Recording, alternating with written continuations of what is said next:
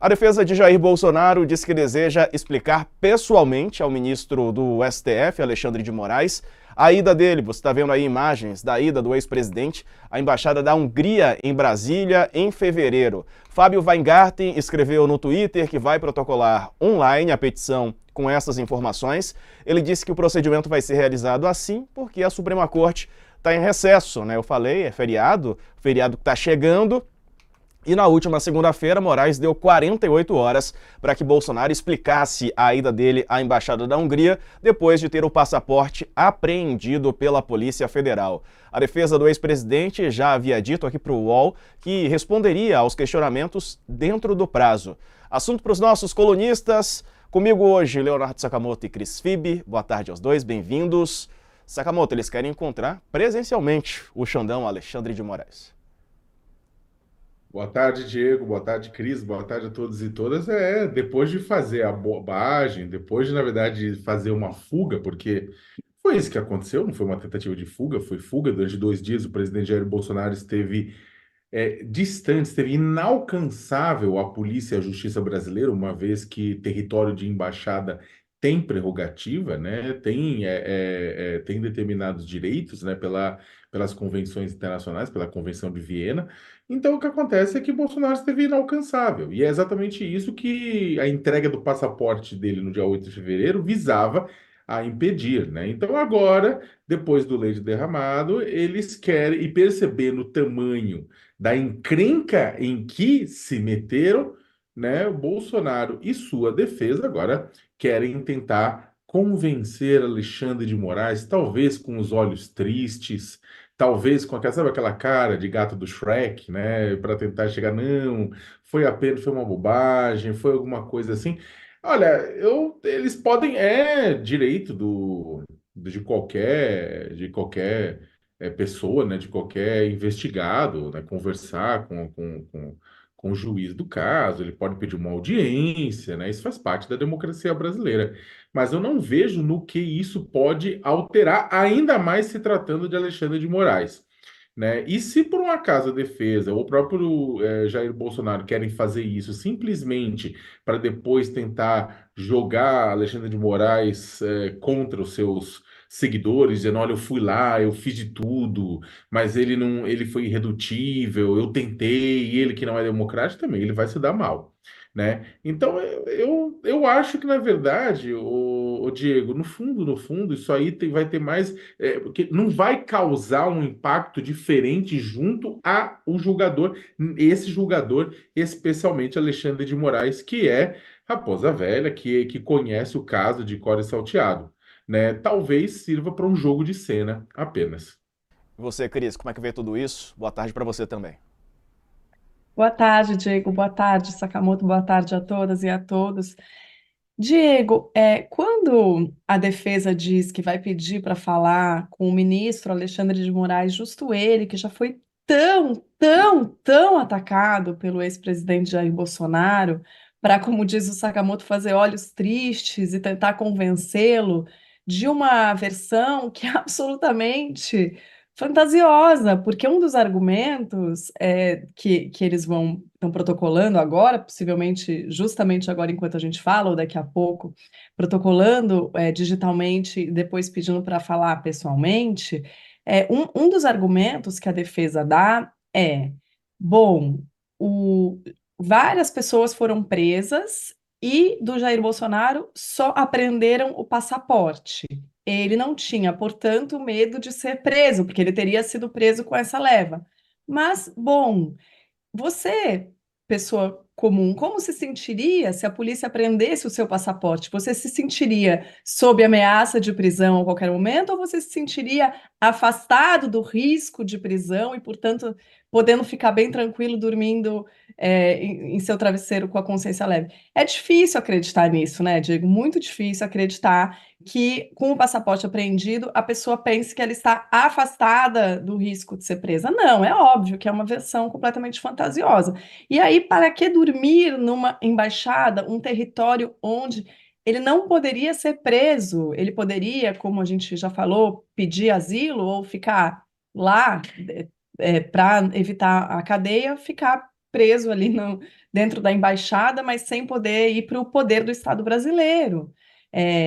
Por que o Jair Bolsonaro dormiria 2 dias? De novo, a argumentação da defesa é para fazer contatos políticos e discutir assuntos internacionais. É, Enfim, Diego, chega a ser engraçado, não fosse trágico e tão sério o assunto, só sabemos disso graças a esse furo, de novo jornalismo, graças a esse furo do New York Times, que conseguiu essas imagens, porque alguém provavelmente ali de dentro delatou o ex-presidente Jair Bolsonaro, senão a gente nem estaria sabendo que dias depois de ter o seu passaporte apreendido, ele entrou num território onde ele não poderia ser preso. Então, eu acho que a defesa pode ficar à vontade de tentar convencer o ministro, que foi tão bem tratado durante todo o mandato dele, né, e depois da eleição também, tão bem tratado, ele vai ouvir de coração aberto. Desejo toda sorte. Exatamente. Acabei de receber aqui, a Carla Araújo me enviou a petição da defesa do Bolsonaro, a nossa equipe vai abrir. Enquanto isso, Sakamoto, te passo a palavra, porque é o seguinte, essa justificativa... já está aberta aqui, ó. Vamos ler então. Jair Messias Bolsonaro, já qualificado nos autos por seus procuradores, com procuração em anexo, vem respeitosamente perante Vossa Excelência, em atenção ao documento proferido no dia 25 de março, se manifestar a respeito da reportagem publicada pelo The New York Times. O ex-presidente Bolsonaro, como é de conhecimento público, tem uma agenda de compromissos políticos, nacional e internacional, que, a despeito de não ser mais detentor de mandato, continua extremamente ativa, inclusive em relação a lideranças estrangeiras alinhadas com o perfil conservador. A título de exemplo, esteve na posse do presidente Javier Milei da Argentina, oportunidade em que peticionou perante este juízo, informando previamente da viagem, e recebeu recentemente o convite do primeiro-ministro de Israel, Benjamin Netanyahu, para visitar o país, Israel, viagem que odiernamente aguarda autorização dessa Suprema Corte. Nesse contexto, o peticionário, ou seja, Bolsonaro, mantém a agenda política com o governo da Hungria, com quem tem notório alinhamento, razão porque sempre manteve interlocução próxima com a autoridade ou com as autoridades daquele país, tratando de assuntos estratégicos de política internacional de interesse do setor conservador. São, portanto, equivocadas quaisquer conclusões decorrentes da matéria veiculada pelo jornal norte-americano, no sentido de que o ex-presidente tinha um interesse em alguma espécie de asilo diplomático. Conclusão a que se chega bastando considerar a postura e a atitude que sempre manteve em relação às investigações a ele dirigidas. De fato, Bolsonaro jamais deixou de comparecer a qualquer ato para qual foi intimado, e não foram poucos, segundo conhecidos seus endereços em Brasília, assim como sua rotina profissional no Partido Liberal.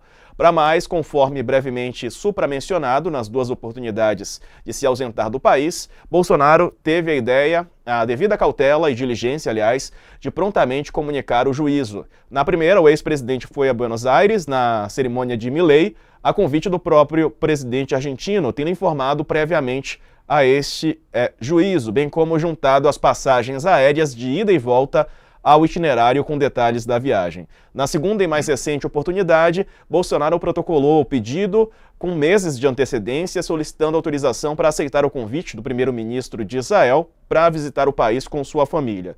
Não há, portanto, segundo os advogados, razões mínimas e nem mesmo um cenário jurídico a justificar que se suponha algum tipo de movimento voltado a obter asilo em uma embaixada estrangeira ou que indiquem uma intenção de evadir-se das autoridades legais ou obstruir de qualquer forma a aplicação da lei penal. Segue aqui o comunicado. Contrariando quaisquer insinuações infundadas sobre a intenção de Bolsonaro, temos o fato de que, dias antes da visita à embaixada, foi proferida a decisão do ilustríssimo ministro relator impondo medidas cautelares consistentes na apreensão do passaporte e a proibição de se ausentar do país, o que já indicava que a decretação de uma medida mais severa, como prisão preventiva, não estava iminente. Portanto, diante da ausência de preocupação com a prisão preventiva, é ilógico sugerir que a visita de Bolsonaro à embaixada de um país estrangeiro fosse um pedido de asilo ou uma tentativa de fuga. A própria imposição de recentes medidas cautelares tornava essa suposição altamente improvável e infundada. Igualmente crucial é a necessidade de se esclarecer que embaixadas estrangeiras, apesar de desfrutarem da inviolabilidade estipulada pela Convenção de Viena, não devem ser confundidas com o território estrangeiro. A inviolabilidade visa a garantir que missões diplomáticas possam conduzir suas operações sem obstáculos, mas não concede à embaixada uma separação territorial do país anfitrião. Da mesma forma, a ausência da exigência de apresentação de passaporte para ingresso em uma representação diplomática é uma prática administrativa comum, destinada principalmente a facilitar o acesso dos visitantes e não implica uma renúncia à jurisdição ou soberania do país anfitrião. Ademais, considerando a situação atual dos processos em andamento, a postura altamente colaborativa de Bolsonaro e já gravosa e, por que não dizer, desnecessária determinação de medidas cautelares diversas da prisão, qual a razão para que se pudesse temer por uma improvável, reprovável e incabível segregação cautelar? O respeito e a crença pelo Estado democrático e de direito é pujante no peito de Bolsonaro e, em que pesem as perseguições, segue acreditando na justiça e, consequentemente, ao menos por hora, não tem qualquer razão para fazer qualquer movimento no sentido de dar a indevida sensação de desconfiança ou falta de respeito a ela. Por fim, sendo o que cabia informar, requer-se a juntada do instrumento do mandato anexo, bem como também o acesso imediato aos presentes autos com a consequente autorização para a obtenção de cópia integral, de modo a viabilizar-se todas as demais práticas necessárias ao exercício da advocacia. Esse foi o documento, portanto, peticionado pelo advogado Paulo Cunha Bueno, também pelo Saulo Segal, Daniel Tesser, Thaís Guimarães, Fábio Weingarten, Cleiton Soares e Bianca Gonçalves de Lima.